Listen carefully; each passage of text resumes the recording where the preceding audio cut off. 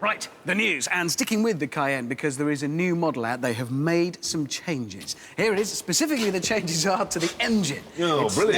now a V6 with 250 brake horsepower. It will be cheaper and lower CO2 emissions. Yes, so now they've left the one bit that needed changing. Yeah, the bonnet. It's still hideous. So they threw away a good engine, kept the hideous looks. It is from the depths, that Yes, thing. it Isn't is. And you remember what you were saying about monkfish earlier on in your piece? And you know sometimes those deep-sea fishermen, they dredge up one of those hideous anglerfish from 20,000 fathoms and it's all distorted and bloated because of the change in pressure.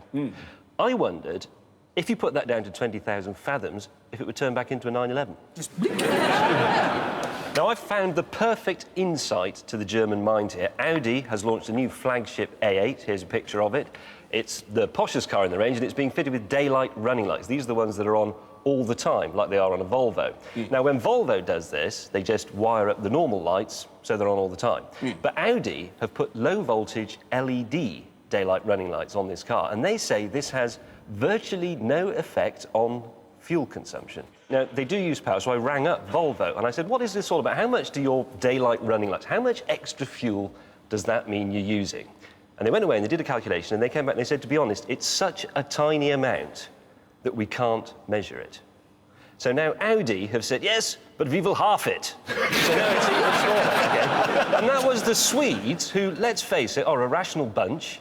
The Germans have made the Swedes look reckless. What sort of an achievement is that?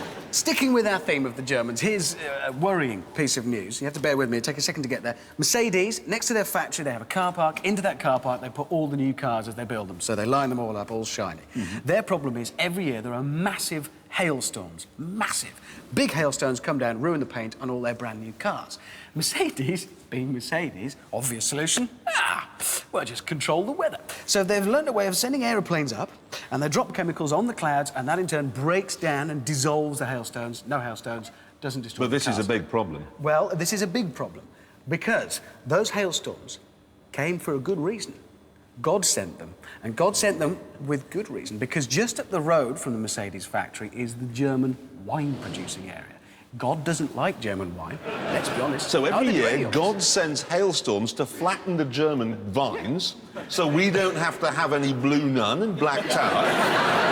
And now Mercedes has gone along. We have got rid of the clouds. More German wine, I'm afraid, ladies and gentlemen. It's terrifying. It's bad news. No, but I just wondered, why don't they just, for example, build a shed? Well, because they're German. I was The thinking, if I go Germans, this would outside, be simple. if it's hailing, I don't think... It is easier to send a Messerschmitt into the clouds and Shoot the clouds out of the sky. Calendars, OK? It's a fairly simple thing, you know, to get a good calendar. When you walk into one of these tyre repair places or, you know, a clutch fitting, they've got it on the wall. What do you need to get a good one? You need a girl. Yes, baby oil. Baby oil. Put on her. To put on because she doesn't need clothes. And that's it, really. That's it, really. New Pirelli calendar's out. Would you like to see it? You'd like to see that? How could they have got it that wrong? Look! That's just an office accident. She's come just off a chair. A woman wearing a jacket last worn by Carol Decker in Tapau has fallen off a chair. She's probably spilled her coffee. Actually, it's quite a sad incident. That's rubbish. It's a- There's no that is- tyres on it, anyway. No, exactly. OK, would you like to look at this one? What? Look at it. And do you know I'm sorry, something? that is not going to grow. Do you know something really bizarre? Is you can't even use it as a calendar. Because how do you ring it going children's nativity play? There aren't any dates on it. There are. They're here. Can you try and see this? Look. There you go, look. Oh, you can see it. It does Oh, well, that's actually just have... stupid. I think, quite honestly, we should do a Top Gear calendar. That God, would not a- be on it.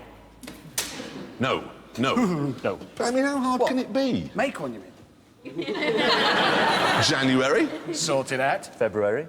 Where? Not you, sir. Look at Behind people you. edging away. Ooh! March. Hey! March is sorted. August? Possibly April as well. What are you doing in August? Anything? You busy? Are you with him? Yeah. Right.